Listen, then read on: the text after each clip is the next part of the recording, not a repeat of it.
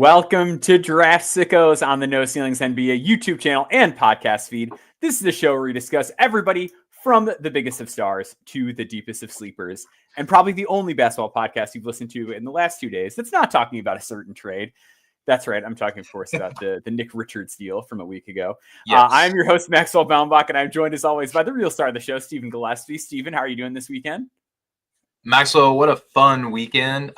We got to talk about Luka Doncic very briefly right before we went live.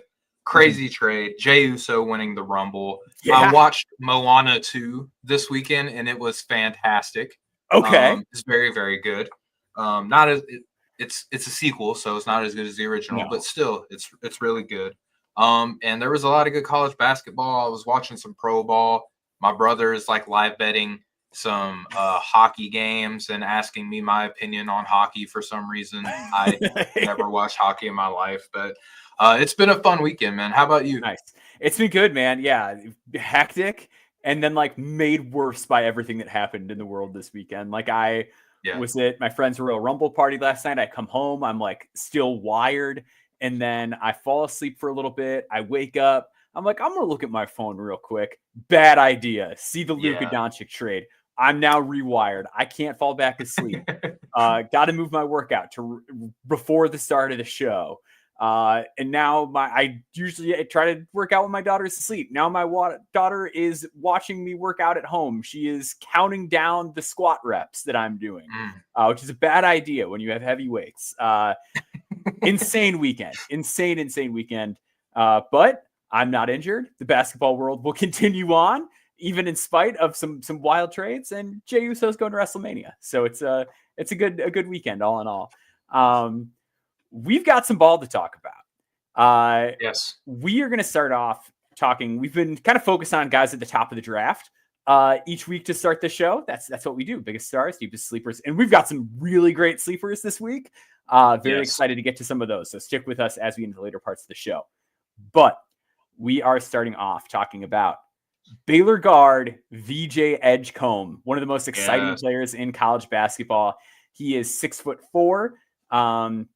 I think he measured 6'3" barefoot with a 6'6" wingspan. But boy, does he make up for it with his athleticism. Edgecombe is scoring 14.9 points per game. He is 44.1% from the field, 39.1% from three, which is up to 48% from three during conference play. If you wrote off Edgecombe as a non-shooter because of the non-con play, rewrite that history in your head because this man is knocking down shots. He is also 77.1% from the free throw line. Rebounds more like a forward than a guard, 5.3 rebounds per game, and he's averaging 3.2 assists per game to 2 turnovers. The defensive playmaking also absolutely stellar, 2.3 steals and 0.8 blocks per game. So with VJ Edgecombe, we have a dynamite athlete who is coming on really strong to close the year. I always like to start by asking you about your sort of journey with the prospect. So what did you make of Edgecombe coming into the year? What did you make of some of the early season struggles? And how are you factoring in what we've seen in conference play from him into your evaluation? Yeah, so Maxwell coming into the year, like a lot of people, VJ was like a consensus top 5 guy. I mean, you had all kinds of people in there, including, Nolan Traore was up there for a lot of people, even me. I had him actually higher than VJ Edgecombe, but I was very much in on VJ. It's just hard to not be with a guy of his, even though he's like a sub 6'5" guard, which is almost like a kiss of death in the draft community now. If you are a small guard, just get away from me. But the thing about him has always been the nuclear athleticism that he has always had as a player. And that we saw that in FIBA play. We saw that in high school. We just knew that this guy was a scorer, right? By nature. And went to Baylor. And we talked about this a little bit on my kind of welcome back show that we did, Maxwell, where it was even though the shot wasn't falling at Baylor, you kind of have to give him that Kentucky bump, which is kind of historically been a thing for obviously Kentucky players. But I kind of ignored like the lapses in offense just because Baylor has, for whatever reason, like these stellar guards that they get, they just cannot like figure them out to where you maximize their strengths with the senior guards that Baylor always gets, right? Yeah, like, yeah. There's always like the guys that are around. There's always your Adam Flagler, and there's always your Keontae George, your Jacoby Walter, your VJ Edgecombe. Exactly, right? Like the yin to the yang. Like it's the Star Wars, master versus apprentice, right? Like you kind of have that dynamic always in Baylor. But I've long been a VJ guy. Never has left my top 5. And despite the inefficiencies that we saw, Maxwell, like first 10 games, he averaged just under 12 points, under 6 boards, a little over 3 assists, 2.5 steals, 1.3 blocks, but his splits were 41, 29, and 66, right? So those are concerning numbers. Mm-hmm. And I understood why people were lower on him. But as we've learned in the NBA, Maxwell, like so often the tools and the athleticism and the physicality that a player has, you kind of have to have like a weighted factor on those attributes that a player has and kind of look past some of the inefficiencies that they're inevitably going to have, like growing accustomed to like a higher level of competition. Yeah, I think we kind of came to the year in a similar place with VJ. I liked the high school tape a lot. Obviously, it was really cool to just see like anytime a guy like what was the phrase I used for this? There's like a phrase I always put in my scouting notes, and now it's escaping me. When guys just like are so clearly physically on another level, that always stands out to me. We're like watching him in high school, it's just like, all right, like you're kind of a cut above the guys that you were competing against right now, and I always enjoy seeing that. I was really impressed with him during FIBA play, and even in some of the games like they're not playing the best countries or it's garbage time or whatever. I just thought the way he was kind of like getting into his passing bag, his confidence with that, the types of just like on the fly reads he was making, the precision at which he was making passes that were more reads that came within the set, the nature of the play. Like I really liked what I saw on a playmaking front there. And that sort of gave me the confidence to say, okay, like this is projectable as a combo guard. Early in the year, he did have those struggles. I was optimistic about the shot. Because I think mechanically it's a pretty good shot. But also he was a good free throw shooter before. He was a good free throw shooter this year, and he shot the ball really well, like his last year of high school. And sometimes guys do that and they don't really shoot. Like sometimes they're modest but zealous. Sometimes it's like a Pat Baldwin situation. Like sometimes guys just have like a kind of outlier shooting years and then they're not really a shooter. And Baldwin I think probably shot better pre senior year as well. Like his overall shooting numbers are good, but sometimes guys like just don't shoot it as well when they get to the next level. I never really thought Edgecombe was going to be like a bad shooter. And the defensive production was outrageous. Like the types of defensive production we're talking about are really, really elite. So he has a steal rate over 4, a block rate over 3. Not something you see very often, and when you see it, it's usually not from a guard. It's really rare, and the fact that he was rebounding much more like a true wing kind of allows him to get away with that lack of positional size. Where I was concerned a little bit was like stuff like the handle and whatever, but what I kept coming back to, and the same reason I kind of kept him top 5 as well, was you look at what a guy like Gary Payton II did as a junior at Oregon State. And their numbers were very similar, and we're looking at ultimately a better athlete at a younger age who has shot it at some point. And it's like, okay, well, like, I want to draft Gary Payton II 5th overall? No, but it's a pretty interesting floor outcome, if nothing else. Yeah. Like, if I can think, all right, well, at least I'm getting this, and then maybe there's a chance it turns into something way more than that, I can live with it. Does he still have some deficiencies? Sure. But I think the fact that he's shooting with so much confidence and really just becoming a knockdown guy, I think it kind of it allows him to get away with the fact that like sometimes the handle isn't the best. He's not great using his offhand. He's not the most advanced reader of the floor. He gets a little bit out of control at top speed. Like these things are not as big of a deal if he can get to a point where he draws the hard closeouts, can attack them, can make good passes from a standstill, is rebounding and making plays on defense like an elite 2 guard. Like I think that's where you kind of get off easy. And when you have those kind of tools, it allows you to just have more upside than a lot of other guys. I agree with you. And I think that now we're starting to see, I read off the assist numbers earlier. They're nothing super crazy, but they show an inherent feel that he has already at such a young age. I mean, the young man is still going to be 18 by the time he's drafted, you know, and he's coming in. And the thing is like, he's an athlete now, but like, wait till he starts growing into that frame a little bit better and starts becoming a little more strong. Like, he's going to have like even more nuclear athleticism, I feel. Just with the frame, the stocky shoulders, you know, the good build, the base still has a little bit of filling out to do, which that's going to be a lot of the power buildup that he's going to have, and increase his burst and things like that. It's going to be phenomenal to see. I mean, listen to some of these numbers, man. He's got, and I did this before their last game, so he might have more dunks on the year, but he already has 22 dunks this year. He's one of 4 players in college basketball with at least 20 dunks and 30 made threes. He's the only freshman, and that list includes Rasheer Fleming, Jaden Seymour, who is a very fun sleeper out of Tennessee, I think Mid-Tennessee State, and then Joe Bamasile. Bamasile, he's like a super athlete who just like cannot pass at all, but can really shoot and finish. He's fun. He's super fun. But again, VJ is the only freshman doing this. He's one of 10 players in college basketball with a steals and block rate of 3 while shooting at least 37% from deep. And that's a fun list of names on there, but only 4 freshmen. You can look them up. I'm not going to read them all.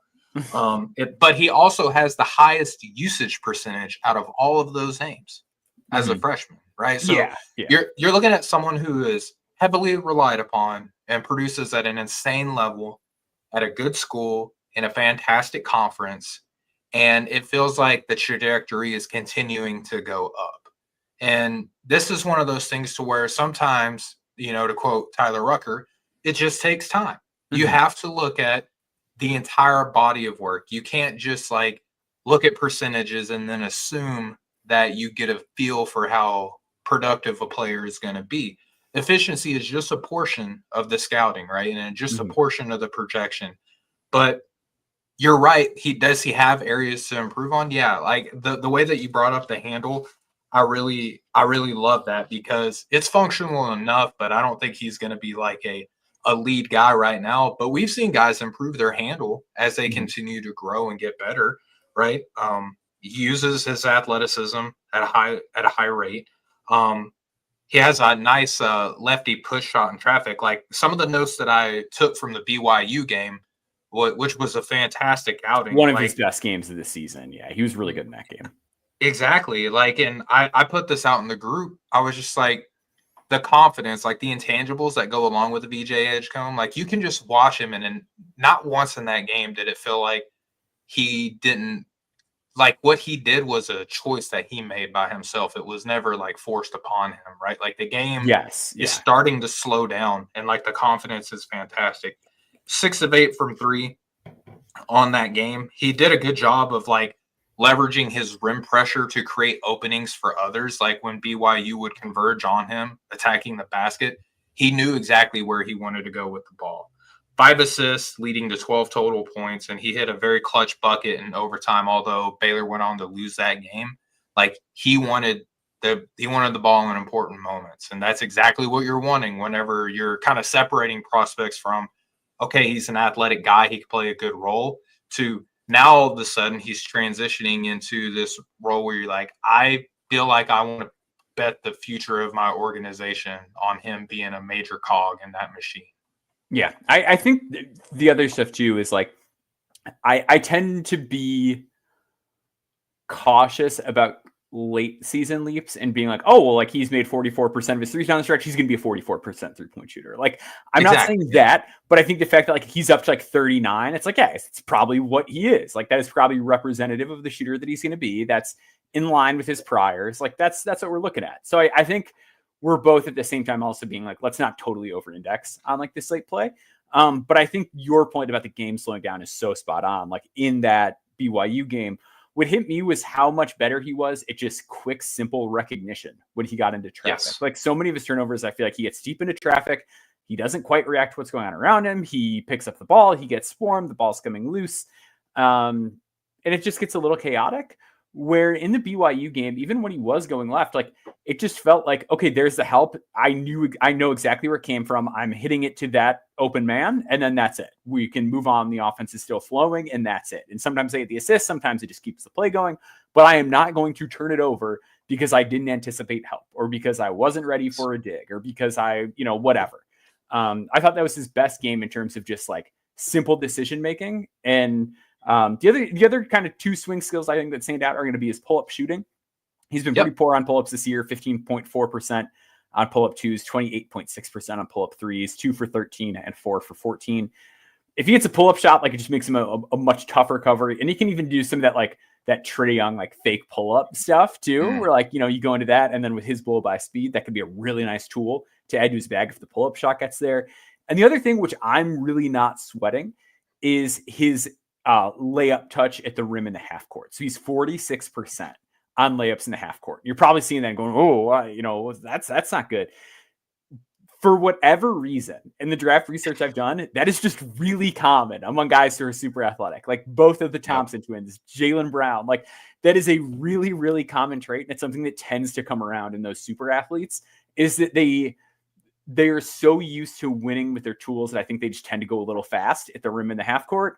And eventually, because they're also really coordinated a lot of the times, they end up getting that in order and getting it under control.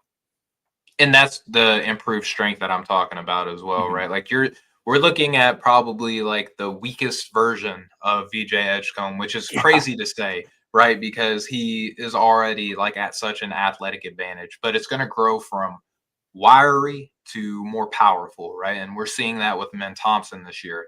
And I think this would be a good time to bring up Cosmo in the chat. Says, you think VJ Edgecombe is a tier 1 athlete? Maxwell, I would like to kind of turn this into like a philosophy thing. Like, sure, I don't know how to tier athleticism. That's a good point. Yeah, like, yeah. I don't know like what separate, what quantifiers. What percentile I'm not giving the question. Yeah.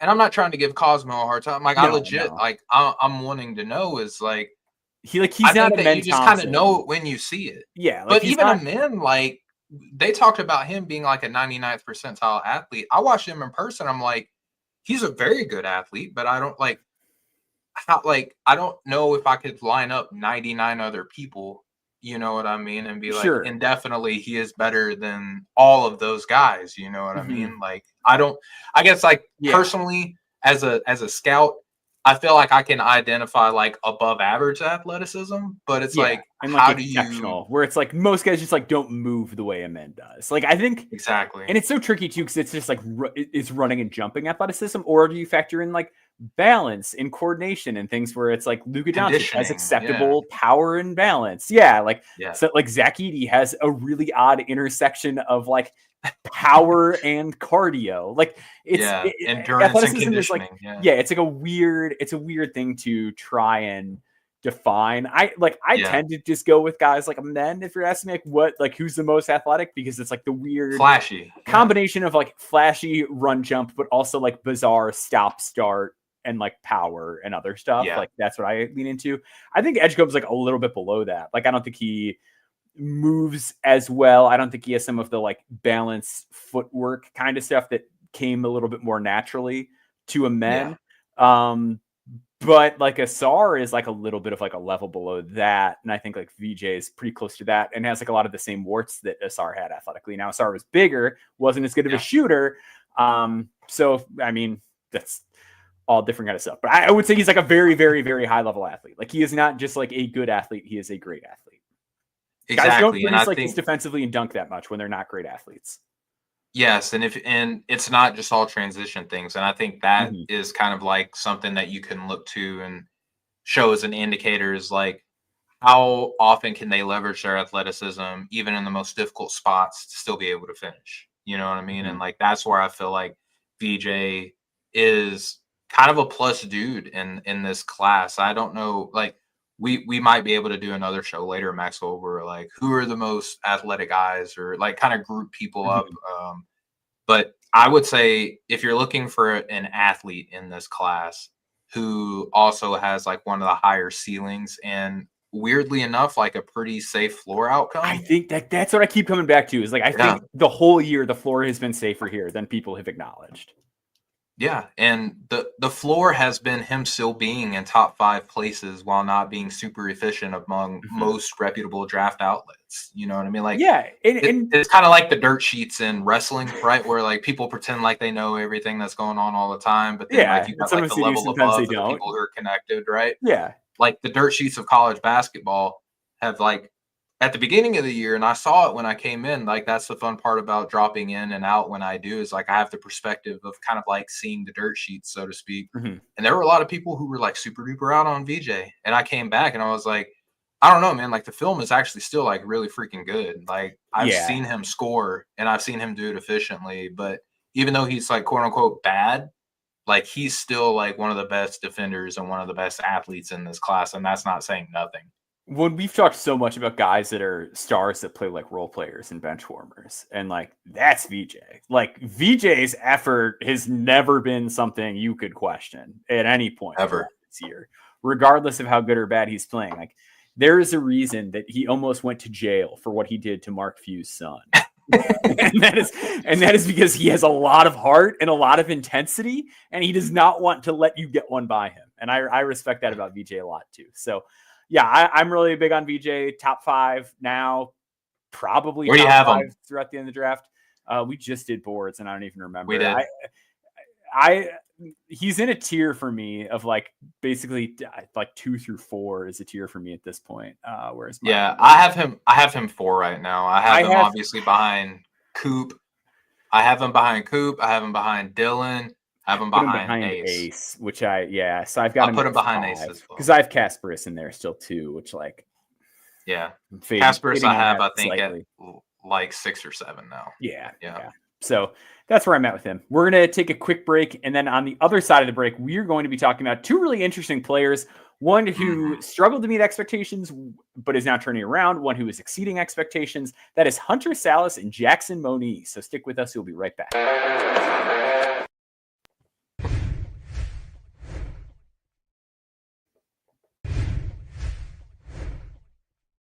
Yeah, we were getting some pro wrestling talk in there. That's nice mania behavior right there.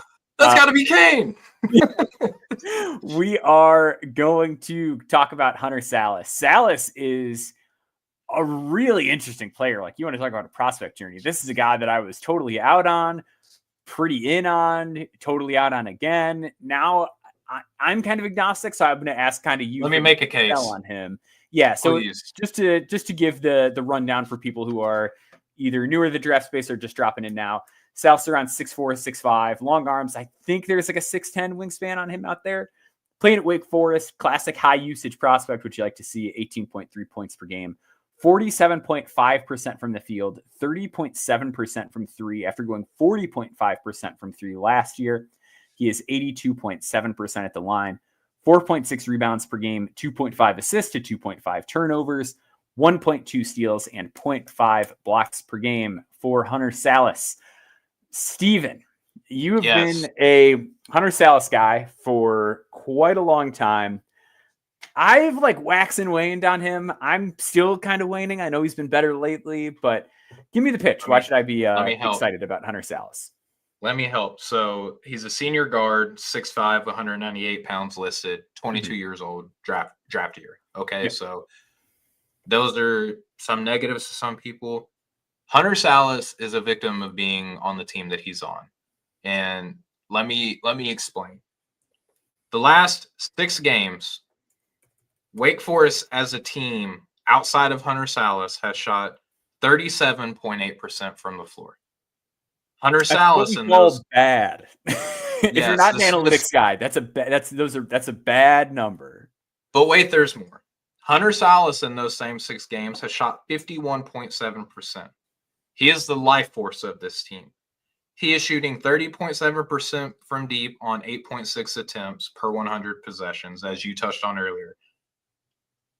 From a career standpoint, he shot 35.1% from deep and was over 40% last season, like you said.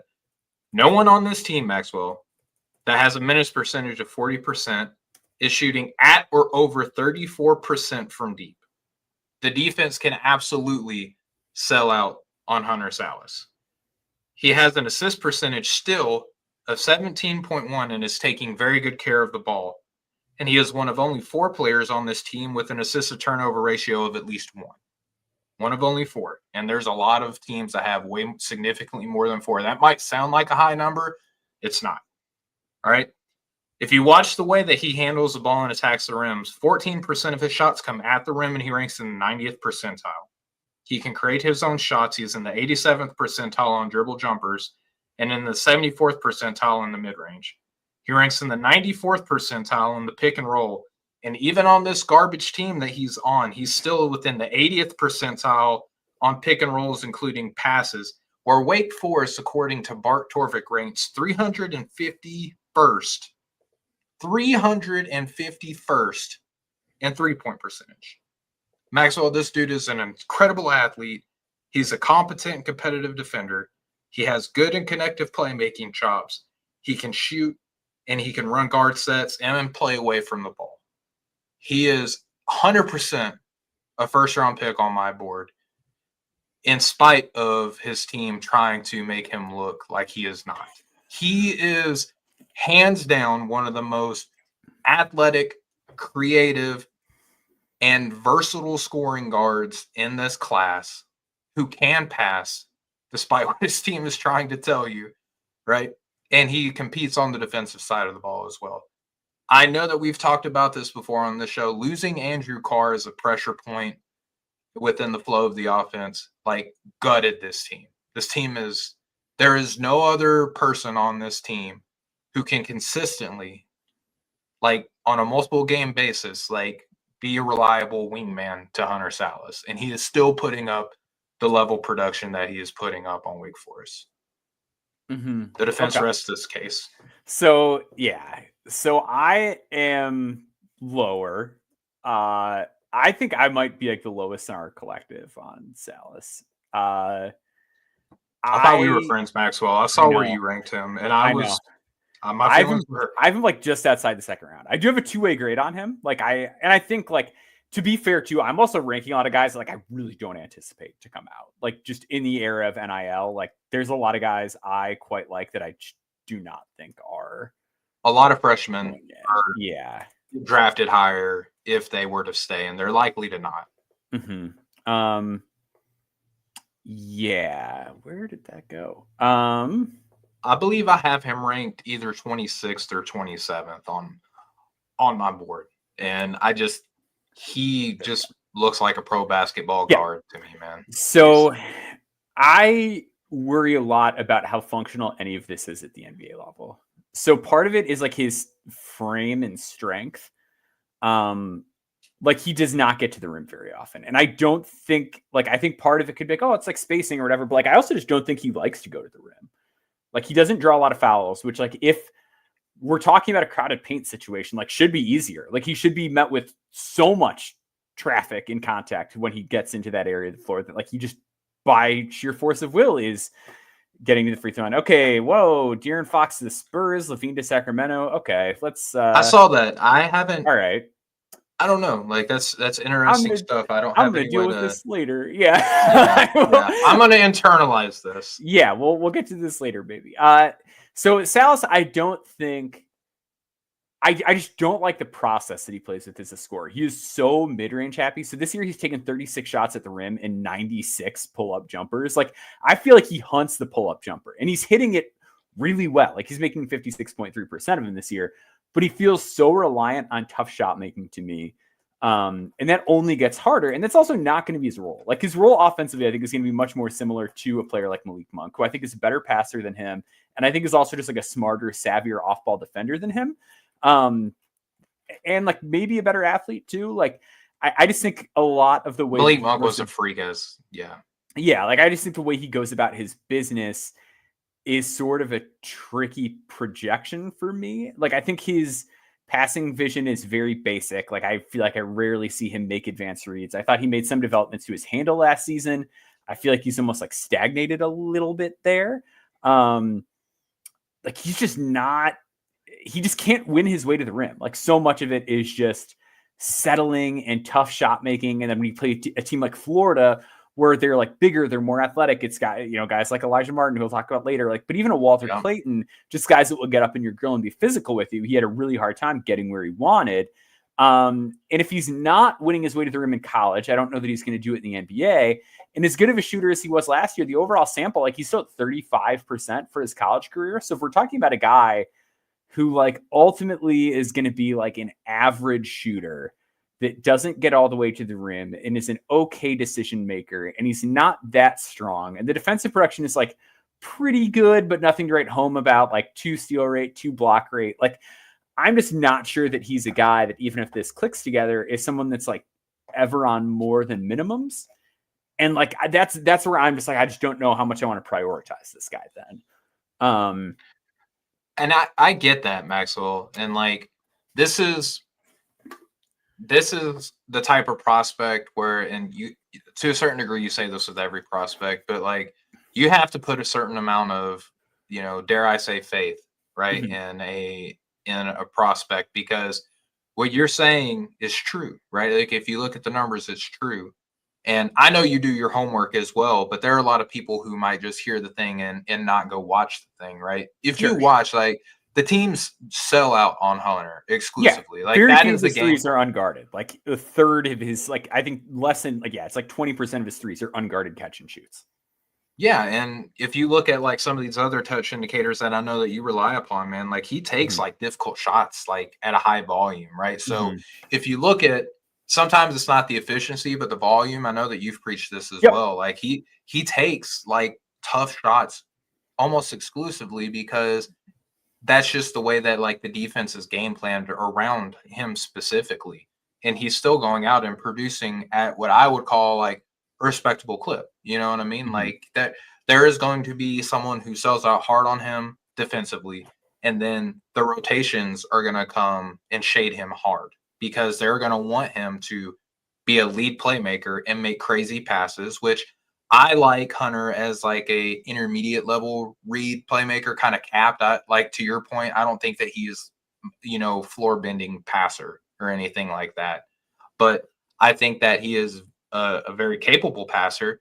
I think that he is a very reliable scorer. And there's just so many things that he has to do. And like, to the point about the defense, I think the defensive numbers are very impressive considering that he is like the generator offensively for this team, right? So there are numbers that you have to kind of make do with, right? Or you have to say, do we think, and I think a question, like if I was on the other side of this argument, Maxwell, would be, is this a player that I'm going to lose sleep on if I don't draft him and he ends up hitting on? Like, that is a very valid question. And like, I just don't think I'm going to. Is like what I come back to. Like, I just see, like I just see the outcomes here is like a guy that's ultimately like fairly easy to acquire. Because like I think even if I'm looking at a guy like Trey Johnson, who's like higher up boards and is also like relying on shot making and like the athletically, like Sallis, like if you had them run from one end of the floor to the other and like do a vertical jump, like Hunter Sallis wins that. But they both functionally struggle to get where they want on the floor. They both struggle with some process issues and stuff like that. I would still lean Trey just because at the end of the day, like, I'm getting somebody a little bit bigger, a little bit longer, who I know can just bomb threes, if nothing else. Like, if nothing else, I have a guy who, like, I know can space the floor and just shoot a whole lot. Yeah. And with Sallis having this reversion in his 3-point percentage, it just really muddies up what his role is. And especially with him being so tough shot making reliant, that like I don't know how nicely this fits into a team construct. And even if he can go back to being more of a 3-point shooter, it's just like the guys with that build that aren't super productive defensively and aren't legit playmakers just are pretty easy to get. Like, you can get Malik Beasley was acquired fairly easily. Gary Trent Jr. was picked up on a minimum. Like, those kind of guys are just available a lot of the times. Yeah. And it's hard for me to talk myself into drafting. Like, that's like the thing where it's like, I'd rather miss on a guy that we're going to talk about later, like Joshua Jefferson, where it's like, there's some funky stuff here. And if the shot gets there, like, we're really in business. Is the shot going to get there? Probably not. But I would rather swing on that outcome than like, we did it. We got a guy that like we can just keep on the minimum for the next decade. And that all comes down to philosophy. And if you want to be like a big game hunter, right? Like you can, right? And yeah, there's going to be teams that might make more sense. Sure. Yeah, exactly. Right. Like if you're a competitor and hitting on roster spots is incredibly valuable for competing on the margins, then I don't know, man. Like Hunter just makes a lot of sense to me as someone you could bring in and rely on, because we've seen him on good teams carve out like great defensive roles, like fantastic. Like he was a very good defender in the spurts that he got at Gonzaga. He was a pretty solid defender last year when he had more help around him. So I get the reversion that you're speaking on. Like I see that, I acknowledge it, it's real, it exists, right?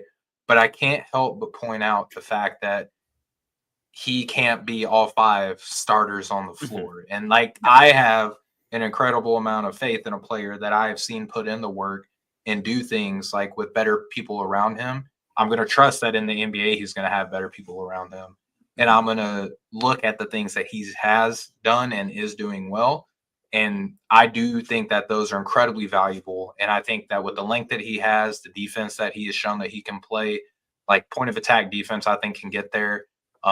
And reliable shooting, reliable connective passing. At the end of the first round, like I think that that's the type of player that I would be more than willing to bring in to an organization if I was running it, right? Yeah, so, and like, he did get to the rim a little bit more last year, like just digging into those. He did real quick. So like there is that, like you can talk yourself into that. I think the other like optimistic case for him too that like works in his favor is something I haven't really talked about as much this year is like I think there is a real like developmental capacity limit that teams have where like we've seen some of these teams that go after so many projects, and at a certain point, like you really can't get it, at least it seems to me, maybe I'm wrong, maybe some teams can prove me wrong, but it seems like we haven't seen teams that have taken on like 8 projects and 8 of them pan out. You know what I mean? Like teams can really baby and like walk along one guy, but like I don't know that you want to have like 8 guys in your system that it's like, and now we've got to teach him how to do this. We really need to get this guy shot right. We need to get that guy shot right. We need to teach this guy how to play. We need to do this. Like teams are sort of at a limit as far as like, I don't want to say how much like BS you can put up with, but like there is only so much hand holding that can go on in any one organization. And like for some teams, they're just at a limit of like, we don't really want any more guys. Like we need to walk through something really basic or like have to overhaul their shot or whatever. Even the best teams, look at Oklahoma City. I mean, like you look at them as a gold standard of developmental players, but where's Ousmane Chang? Well, look who do they use their 2-ways on this last year? You know what I mean? It was AJ Mitchell, it was Brandon Carlson, it was Alex Dukas. It was guys where it's like you can come in and you can do this specific thing and that's what we're gonna ask you to do. And like even their margins plays of like having Malvi Leons on a contract for a while, where it's like you're gonna really killing it with the blue, by the way. And like when you get the ball, like you're gonna shoot the open threes. He put in a ton of work on his jumper this offseason. It looks really good now. Like he's a guy who probably should be on a team on a standard at some point. Again, 100%. But like those are the guys where I think a lot of teams, especially like when you're good, it's like we don't want a ton of BS. Like, can we just get guys that we know can do like a couple things really well and come in and do their job? So yeah, that's where I think Sallis is going to make more sense. And I think ultimately, like depending on the team, like, and we're making these boards in a vacuum, but like based on a team board, I might have them quite a bit higher depending on where I'm at in my organizational timeline and who I got going on. Let's jump over to Jacksen Moni, a total weirdo of a player that I am really into. He was a guy that I did for No Stone Unturned this offseason. Another guy I have a 2-way grade on currently. He is fascinating. He played D2 for the last 3 years, transferred up. A guy I got to talk to this offseason when I interviewed him for No Stone. And he mentioned he had high major offers and he chose North Dakota State. And like the 2 reasons he gave me is like, one, like it was kind of nice that it was close to home, but that didn't sound like it was really a deciding factor at all. Yeah. The bigger thing was like he really liked the coaching staff because they were one of the only coaching staffs that like gave him like, and you're gonna have to work on this kind of talking points. Like he was like, it felt like they were the only team that was like kind of keeping it real with him and like being honest about like, this is what our expectations are. This is what you need to do. Like he appreciated that. On the year, they had a plan for him, is what it sounds like. Yeah. So on the year, he's at 19.9 points per game. He's shooting 51% from the field, 41.4% from three, and 84.6% from the free throw line. He is 6'10", and he is shooting 41.4% from three on 5.6 attempts per game. He is averaging 5.4 rebounds per game. Also a dynamite passer, 3.9 assists per game to 2.4 turnovers, 0.5 steals, and 0.6 blocks. If we are going to just zoom out, like this is a classic, like what do you like to bet on kind of things. And like, I like guys that can really shoot the ball and are tall and have shown that they can make good decisions on really high usage. And that's Jacksen Moni. He's got a 33.1 usage rate. He's got one of the highest usage rates in the country. 31 assist rate. He is taking 11.8 threes per game and making 41.4% of them. That is like specialist level volume and efficiency. Volume. Like that is like elite company as far as the number of guys who take and make that many threes. And a 31 assist rate. So the sell here is like the comp I keep using is like modernized Davis Bertans mixed with like late career Dario Saric. We're like, okay, we're going to get this out of the way. The athleticism, no bueno. Thumbs down on the athleticism. Yeah. He's a poor athlete by NBA standards. Like, we'll just be blunt. He's a poor athlete by NBA standards. He can shoot the absolute cover out of the ball, off of the ball. He has unbelievable range, and it's really NBA functional, right? Like, you can have him be a pick and pop guy. You can have him run VHO. Like, you can have him be effective as like a trailer. He can shoot threes in transition and early offense. Like, there's a lot of that. And then that marries itself to the passing really well because like you can't like close out short on him or like stump. Like you have to close out hard on him every time. And he's so good at reading the floor and making decisions that when he draws a closeout, he knows I can attack this. I can swing it this way. If help is coming from my right, I can swing it back in that direction. Like he just really processes the game at a high level. And a lot of times, like I say all the time, like the job of most role players is shoot threes, make good decisions, and survive on defense. I know he can do the first two. So like that's where he's super appealing to me is like just this jumbo shooter who can really pass. So we'll kind of start with the positives. Are you sort of in line in buying those two skills, if nothing else? Yeah, I think that the connective passing along with the proven shooting that he has had now at the D2 and the D1 level. Maxwell, we talked about this guy right like before the season even started, right? Where we were talking about some guys that we like kind of coming in, playing well, and like boy, he made us look good. You know, I mean, he's had 2 games against proven competition. Maxwell, I have the first game's stats wrote down, but I don't have it as to who that team is. But he had 19 points in that game on 67% shooting and made 5 free throws, right? So forgive me, I can't remember who that opponent was, but he also played against Butler where he scored 25 points against them. And I believe he was 4 of 10 from deep in that game. So like a significant volume meets efficiency guy at that size.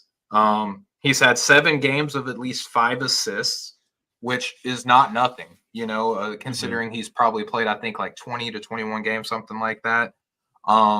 He can be pretty streaky, though. I know that we're going to talk about some things that he needs to improve on, but the passing and the shooting and his just size are absolute truths. And if you're an NBA front office, you have to like take a hard look at this guy and say, do we want this guy to reach 2-way range, or do we want to get him on a contract now and bring him in and see what we got?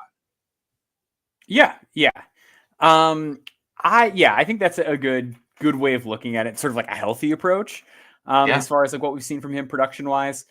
I think where it gets tricky is like the other stuff. So defensive survival, I think, is like interesting where in the article that I have coming out about him, that'll be out by the time you read this. It'll be on NoCeilingsNBA.com. Full kind of breakdown, really in depth on his game. For a forward, like pretty poor rebounder, like 4.4 points per game, 16.8 rebounds per game, or 16.8 defensive rebound rate, 1.1 steal rate, 2.1 block rate. Like those are bad numbers for a guy who's 6'10", or just like any forward prospect in general, kind of. Like, I guess they're fine for like a shooting specialist. I think where it gets dicey is like, this is a mid-major. Like, if you look at, like, the thing I always like tell people is like, if you like want to talk about like mid-major prospects, like just look up John Konchar's college stats or like Dylan Windler's college stats, and it's like, whoa, like the level of it generally, if you're gonna stick as a mid-major guy, like the level of production that you have to put up is absurd. You got to burn the box scores down. This is pretty rough, but especially when you contextualize it with them. Like, I know the usage is really high, but by mid-major standards, it's bad. When we're talking NBA, I think the hope here is that he's very tall, which I always say helps a lot on defense. And he's really fluid. Like, he's not quick. He does not jump very well. He is not laterally agile, but he moves and changes directions well enough while being tall that he can make life difficult for us. Like, we talked about Jamel Telford the other day. There were 3 possessions at the end of the Butler North Dakota State game, which North Dakota State won, where he got 3 straight stops on Jamel Telford. And they were literally just by like being able to change direction and be long and keep his arms up. Like, so that's like one of those things where it's like, that gives me a little bit of hope that like, if he can at least just not be a mismatch, like hunting target, you can be fine. But he's slow. He's only got like 3 dunks on the year. He gets knocked around a lot. Like, he's really easy to bully on the interior, even by smaller mid-major players. Like, that is a problem. It's a really serious one. It's the thing that is kind of keeping him out of that guaranteed contract range for me. But I think the other stuff is like why you still take the chance and hope like, hey, this guy's come from like a weird background. He was at a D2. He was at a mid-major. Like, maybe he hasn't had the best resources put into him. Maybe we can fix this stuff. That's what I buy. I buy someone who he is shown to take advantage of the opportunities presented to him. And that's why, like, I look at a guy like Asante Aldama in Memphis, and I think that Santi, that's another guy. He rebounded the heck out of the ball when he played, right? But outside of that, he and Moni share a lot of similarities. And I think that wouldn't be too crazy of an outcome. And Santi was drafted at I think he was the 30th pick. Yeah, the very last pick of the first round. Outside of a crazy draft selection, I don't think that Moni is going to be a first round guy. He may not even be a second round guy, but it would make a lot of sense for a team to say, hey, look at the trajectory that he's had. D2 was like very, very good. Obviously had a lot of people interested. Chose a smaller school, which totally fine, and has done very well for himself there. I think that he's going to be better as a catch and shoot guy, which is totally fine for his prospects at the next level. The shooting base is a little weird. Like, a lot of times, like, the right foot gets way out in front of the left, so he is a little bit unorthodox in that way, but it's a reliable shot. The handle isn't anything that I would use or anticipate him being able to use, other than maybe like a sidestep or a step back, something like that. Like, he's not going to attack or beat anyone off the dribble. He does spend a lot of time, surprisingly, like in post-up opportunities. And even though he's at like a strength deficit, I would say, he does a real good job of hunting mismatches. Like, if you use this guy in the pick and roll, other than like, say, Marcus Smart, I think that he's going to be a guy that could punish smaller people. I think that overall, like, he is a fun guy to like kind of monitor, but he's not anybody who I have in my like top 60, but he's definitely, depending on who I like him, but I get not. I like him a lot. He's got a lot of game, and that's like the important thing. So I think he's like one of the more just interesting margins guys.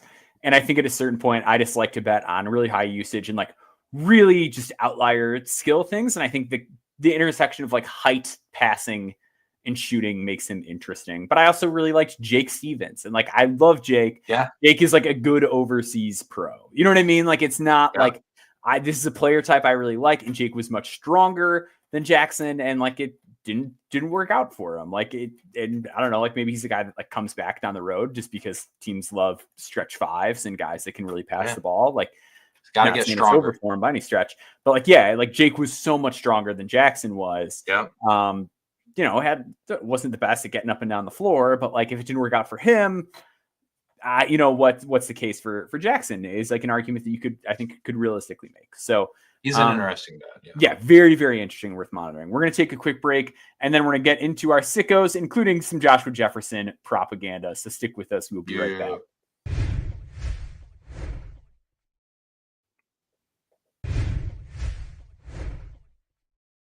All right. So one of the names that you brought to the table this week was Joshua Jefferson from Iowa State. Another guy who I covered for the No Stone Unturned series this offseason. A guy that both of us loved coming into the year. It is really kicking into gear for Joshua Jefferson at Iowa State. He is scoring 12.9 points per game, 8 rebounds per game, 2.8 assists to 1.9 turnovers, 1.9 steals, 0.6 blocks. He is a 6'8" defensive specialist at 220 pounds with a really high level of field. The shot had always been the question. He's at 33.3% from 3 on 1.7 per game. In conference play, taking almost 2 per game at 42.1%. On the year, 77.9% from the free throw line. That's kind of the swing skill from him, but like, man, everything else rocks. So what caught your eye with him that made you want to talk about him on the show this week? He's just got the build that you're looking for. First off, like if you do the who looks like an NBA player when you watch Iowa State versus whoever, Joshua Jefferson like definitely passes that test.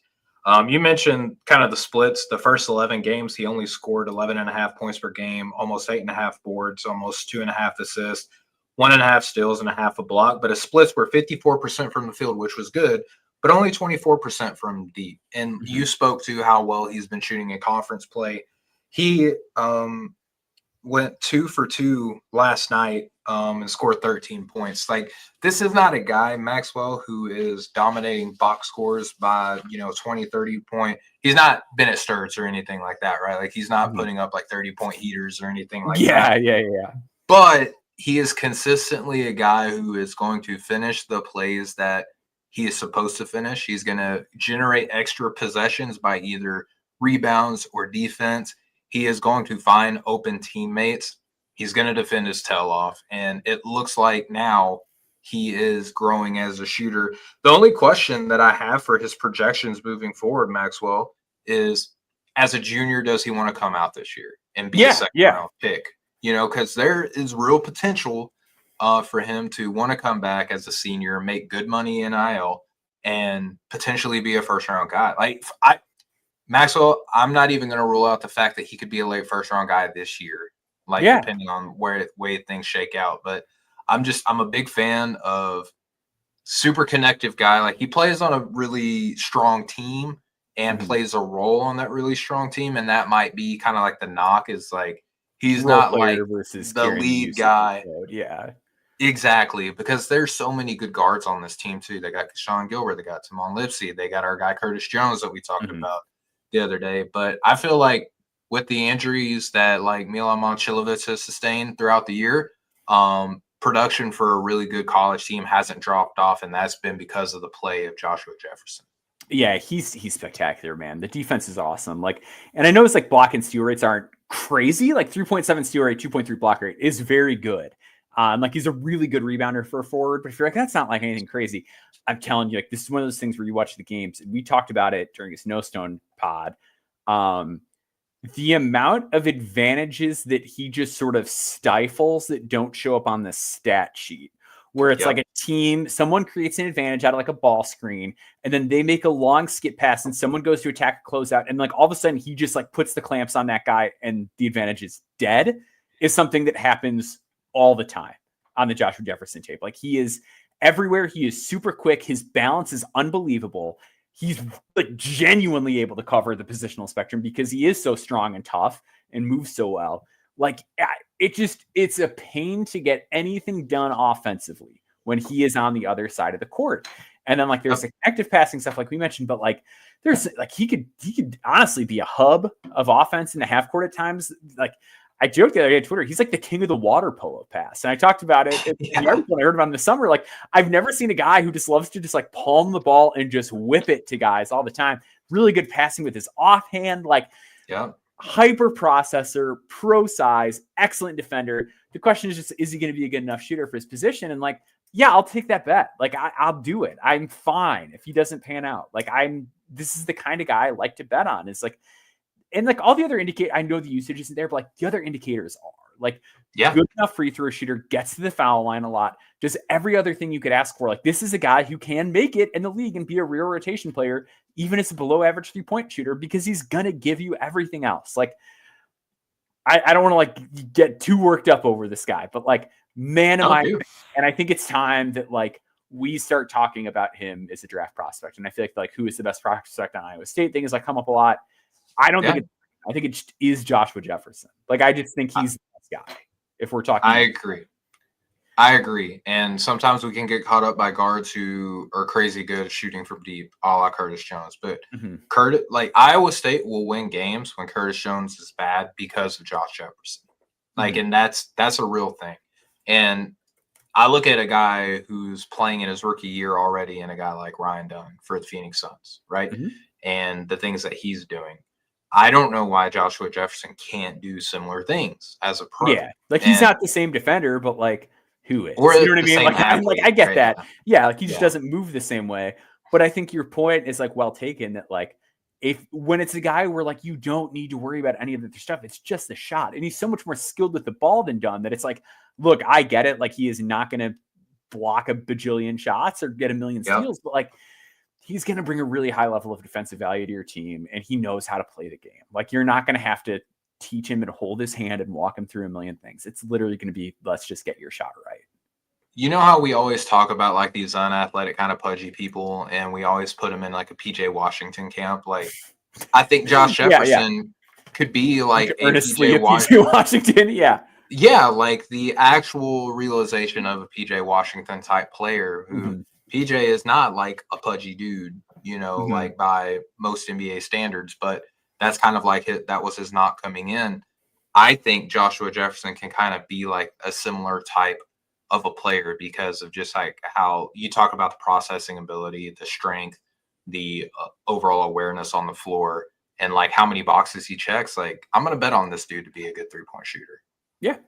Up next, we've got Arthur Kaluma, who is the guy I want to talk about this week. I feel bad for Arthur Kaluma. And like, I'll get into why. So like Arthur Kaluma, I feel like he's a senior at Texas. He's 6'7", 13.6 points per game, 8 rebounds per game, 2 assists to 1.7 turnovers, 1 steal, 1 block, 51.8% from the field, 45% from three, 77.6% from the free throw line.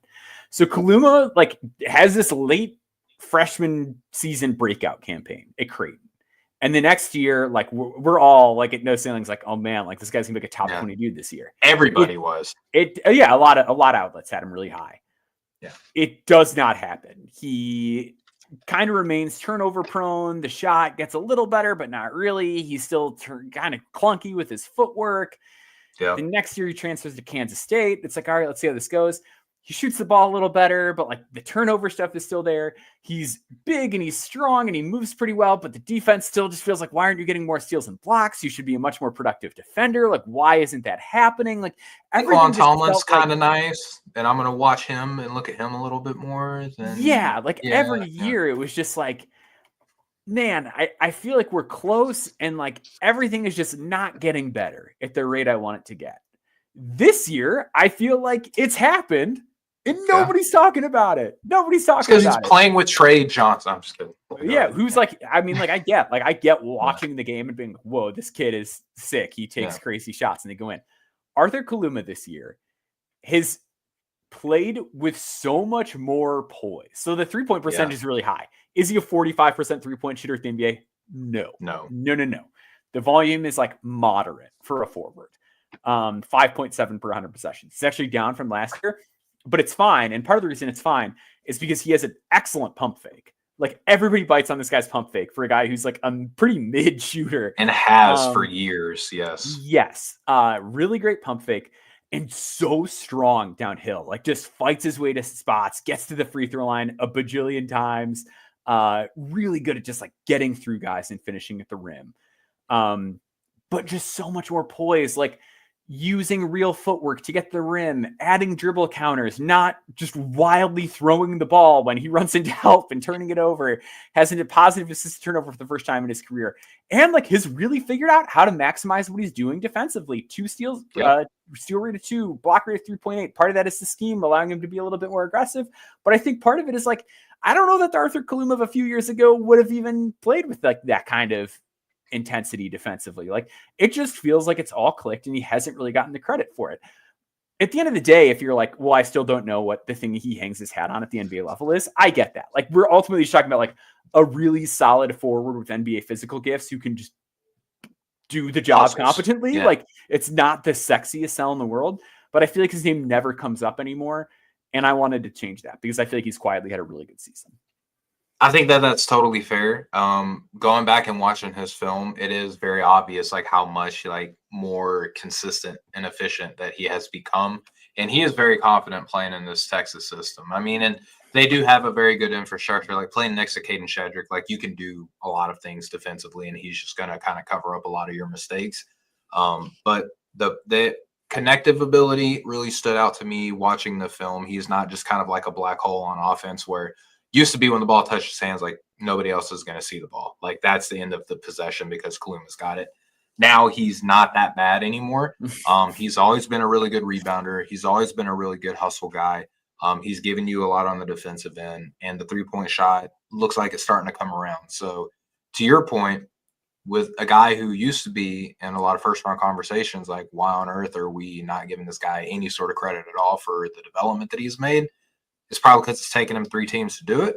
But But when it happens, you kind of have to give the guy credit. And I think that that's fair. Like he's got the physicality that I value as a draft evaluator. So he is definitely a guy that, thanks to you wanting to talk about him, I went back and looked like, okay, like this is actually a credible prospect, like moving forward now.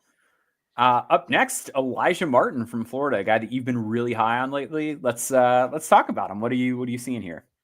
Yeah, let's throw out the game yesterday against Tennessee. Yeah, perfectly timed.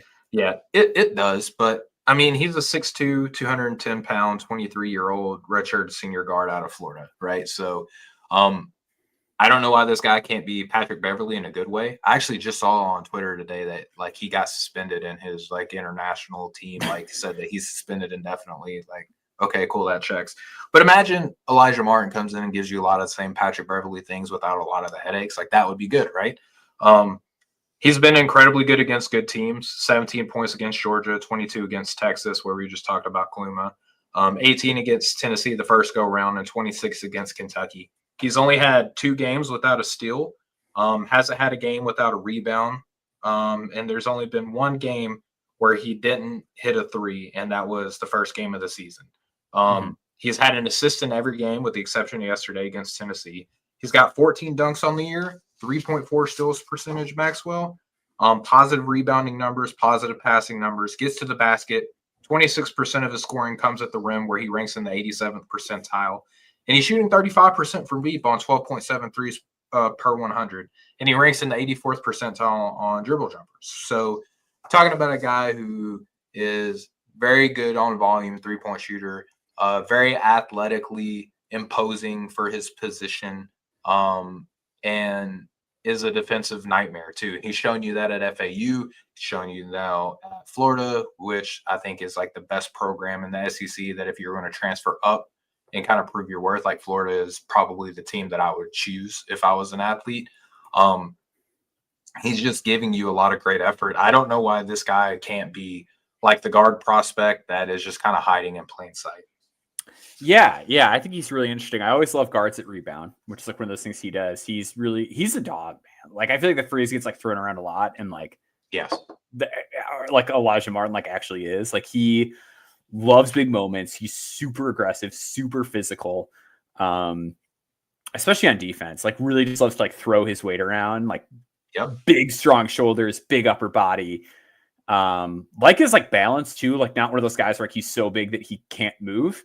Offensively, like the shot gets off quick, really nice, like really, really nice pump fake. Like another just like low-key awesome pump fake guy. He doesn't quite get the credit for it that Kaluma does, but he's really good with it. Pretty slick handle in tight spaces and really tough through contact at the rim So like physically he's there. I think the question is just going to be like, is he going to be a reliable enough creator for others and enough of a shooter to keep defenses honest? Like, I'm not like crazy about Alijah Martin, but I do think he's one of those G League guys where like, it wouldn't shock me if we don't hear about Alijah Martin for like 2 years. And then like all of a sudden he's like 25, 26. And like Alijah Martin's just like a guy in a roster somewhere, like on like an NBA roster where it's just like, oh, like he figured that stuff out. And now there he is. Like I could very much see that being the path for him because like he's just sort of weirdly been in roles where he's not really the lead guard throughout his college career. And that stuff is like, it's hard for me to buy guys that aren't the lead guard at lower levels becoming that, and that needs to be their position in the NBA. But yeah, I think he's ultimately just like really talented and tough. So I think there's a path there for him that other smaller guards don't have because they don't have like the physical stuff he does. And I get why people are hesitant. Like I'm not clamoring for him like being anything other than like a second round guy consideration. I wouldn't even be mad if he was like a priority undrafted guy. But this is a type of player that has everything at a production level that you can look at and say, this guy will likely play in the NBA. It's just a matter of opportunity. And we know how hard that can be sometimes for a player of his dimensions. Yeah, speaking of that, let's talk about Sean Pedulla, a 6'1" guard at Ole Miss. Like last week, I made my case about small guards. Like this is not a player type I like.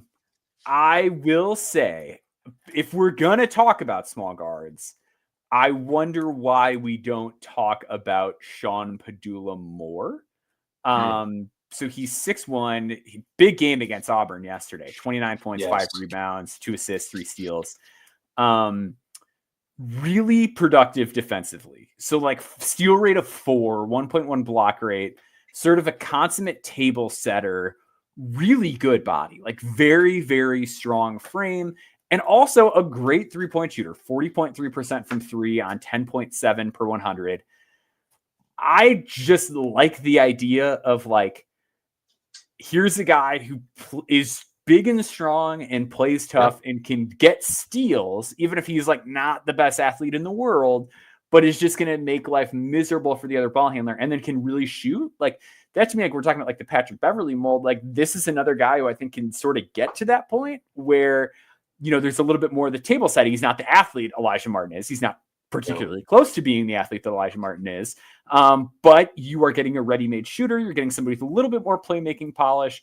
And you're getting some really good defensive production. So like, again, like Sean Pedulla, I think is like 98th on my board. Like this is not a guy where I'm like, it's Sean Pedulla time. Why aren't we drafting Sean Pedulla? But I feel like if like with the amount of small guards that I see get brought up where I'm like, no way, no thanks, whatever. Like I think Sean Pedulla is actually a guy where I'm like, this actually kind of like makes sense to me. Like I can see how this would work, even if I'm not like, it will work. Yeah. And I mean, he's got good bursts and a good first step too. So, I mean, people are going to look at the size and look at the fact that he's a white point guard, right?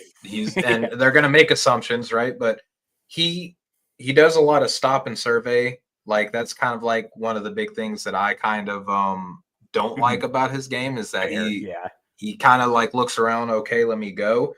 But when he is decisive, like he does, like he's not athletically deficient, I would say, like as his profile might suggest. The handle, like I do notice that he does get the ball ripped away a lot, but I don't think that you're bringing him in to be like a lead guy. He's going to be like a third, fourth guard, reliable 3-point shooter, a guy who gives you a lot of effort on the defensive end, and a guy that you can trust to go out there and not make mistakes. And that has a lot of value with NBA coaches, especially once you're at like the lower rungs of a rotation, like Pedulla likely will be. So I think that another fun prospect, glad I got to go back and watch him.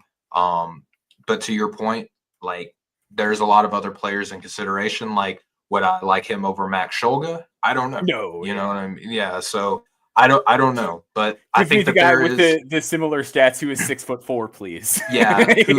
Who looks like he ate Sean Pedulla. Yes. Yeah. But there are universes. So if Luka Doncic could get traded to the Lakers for apparently nothing at all, then Pedulla could get a cup of coffee in the NBA. So. Yeah. So that's going to do it for this week's episode. Steven, what have you got cooking up in the works this week? You had the awesome Cooper Flag article last week, by the way, which everyone should check out if they haven't already. Really interesting, both marriage of sort of film and data in that one. So I want to plug that one on your behalf because I really enjoyed it. But what else do you have cooking? Yeah, thank you for doing that. I had a lot of fun doing that, where I compared Cooper to kind of like previous number one prospects and like how he fares. My goodness, yes. Anyway, moving forward, I'm going to be working on a Trey Johnson piece. I'm very excited about that. I'm at about 250 prospect profiles that I have made. And if you are a No Ceilings Plus member and you can go and look at our individual boards, I'm including my scouting notes on all the players. I think I have 150 of the ones that I've done posted on there based on my rankings. So if you want to go and kind of read my thoughts and opinions on players and stuff like that, it's very raw data, but it's there if you're interested. That's available. And I'm going to try to do some more in-person scouting. We've done so much in-person scouting this year. I feel like, Maxwell, this is probably like the most boots on the ground effort. Yeah, that I think that we've done as a collective, and I'm really proud of the team for that. But we've had a lot of really, really good work, man. I know that Metcalf has some in-person scouting notes. He went and saw Jacksen Moni. He's going to give his thoughts and opinions on him as well. A lot of incredible work that we have going on, and we just turned in big board submissions too. So I would say for NoCeilingsNBA.com, keep an eye out for a lot of big projects coming out within the next week or so. For sure. Yeah. On my end, I've got a Jacksen Moni article coming out tomorrow. NoCeilingsNBA.com. Check that out. Was it the Rutgers Northwestern game this past week? I've got live scouting notes up on that. So make sure you check that out. Make sure you're following. That was great, by the way. Yeah, thank you. It was some really, really cool stuff I got to see behind the scenes on Ace Bailey. You want to check out. Could not be a bigger fan of him as a person after seeing that. So go check that out. You will learn so much if you go back and look at that, by the way, if I can plug you real quick. Yeah. Like I promise you won't read that and not walk away smarter on Ace Bailey. Guaranteed. I appreciate that, man. Thank you. NoCeilingsNBA.com, NoCeilingsNBA on Twitter and Blue Sky. Stephen G. Hoops on Twitter and Blue Sky, and Boundboards on Blue Sky and Twitter. Go check out those places, our work and us at those places. So that'll do it for this week. We will see you all next week. Have a great rest of your day. Much love, y'all.